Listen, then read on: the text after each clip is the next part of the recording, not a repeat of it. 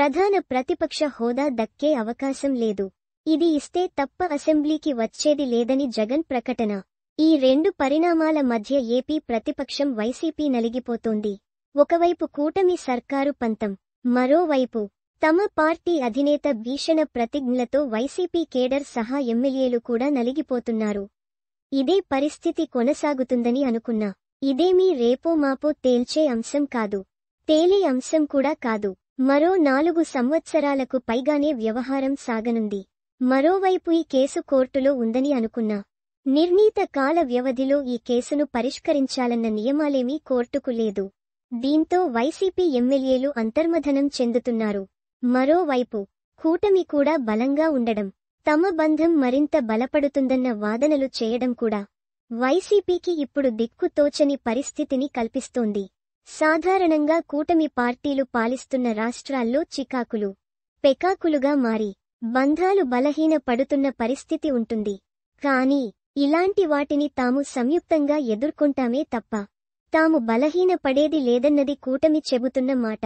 ఇది మరింతగా వైసీపీలో రచ్చకు దారితీస్తోంది. అంటే తాము ఒంటరిగానే మరోసారి పోరుకు సిద్ధం కావాల్సి ఉంటుంది. ఈ నేపథ్యంలో వైసీపీ భవిష్యత్తు ఏంటి? ఎలా ముందుకు సాగాలి? జమిలి వచ్చినా, సాధారణమే జరిగినా, ఎప్పుడు ఎన్నికలు వచ్చినా వైసీపీని తీరం చేర్చేందుకు ఉన్న మార్గాలు ఏంటనేది ఇప్పుడు చర్చనీయాంశంగా మారాయి.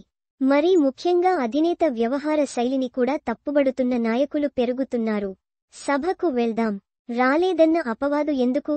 పైగా ప్రజలకు కూడా అన్నీ అర్థమవుతున్నాయి అని మాజీ మంత్రి పెద్దిరెడ్డి రామచంద్రారెడ్డి వ్యాఖ్యానించినట్టు పార్టీ వర్గాల మధ్యే చర్చ సాగుతోందంటే సభకు వెళ్లే విషయంపై ఎంతగా మదన పడుతున్నారో అర్థమవుతుంది. ఈ నేపథ్యంలో జగన్ ముందున్న ప్రధాన కర్తవ్యాలు రెండే.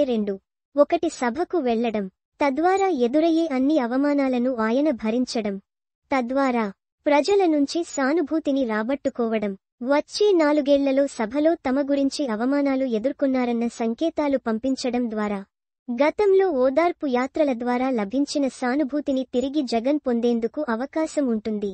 అదేవిధంగా రెండో అంశం ప్రజల మధ్యకు వెళ్లడం, ప్రజల సమస్యలను ప్రస్తావించడం, తెలుసుకోవడం ద్వారా వాటిని ఎక్కువగా ప్రచారంలోకి వచ్చేలా చేయడం.